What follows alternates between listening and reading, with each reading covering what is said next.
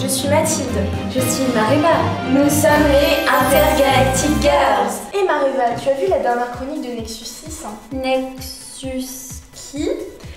Ah oui, Nexus 6, c'est un équipage de youtubeurs qui tiennent le monde de Blade Runner, le film de Ridley Scott. Tu sais, la série des réplicants dont fait partie Roy Batty, elle s'appelait la série des Nexus 6. Ah, Roy Batty, ce fameux monologue en slip sous la pluie. Ça me donne envie de le revoir. Enfin, le film, hein, pas le slip. Ça me fait penser à la première vidéo du fossoyeur de film qui portait sur le mystère Deckard, répliquant ou pas. Mais tu sais, j'ai l'impression que YouTube joue un rôle dans la transmission des savoirs. Oui, un savoir qui prend une forme nouvelle et s'attache à nous parler de la pop culture, à réfléchir sur les œuvres occultes et aussi à nous faire découvrir des petites pépites qu'on n'aurait pas forcément trouvées comme ça tout seul. Oui, et mettre en avant aussi des détails qu'on n'aurait pas forcément remarqués sinon.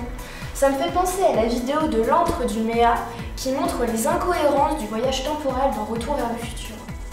Oui, c'est une autre façon de proposer une critique de cinéma sous forme de chronique ou carrément par des mises en scène.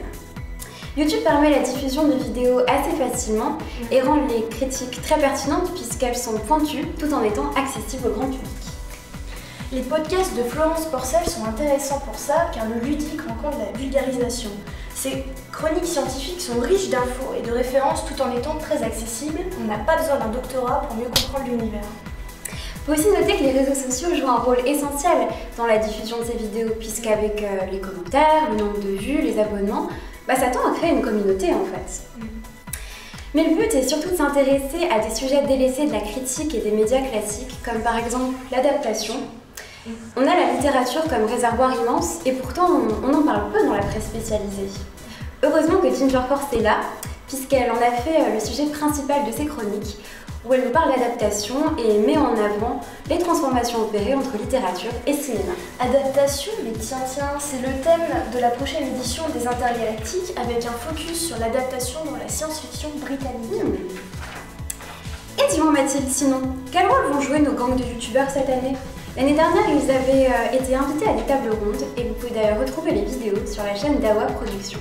Avant de savoir chroniquer finement des œuvres, ils savent avant tout interroger les films et leurs sujets et prendre un angle différent dans leur critique. Ce sont donc de bons poseurs de questions qui ne donnent pas de réponse arrêtée et invitent à la réflexion. Mais poser des questions, savoir alimenter le débat, ils feraient des super modérateurs de table ronde. Ou carré. Bref, rendez-vous à la prochaine édition des Intergalactiques pour retrouver vos youtubeurs préférés du 12 au 15 mai 2016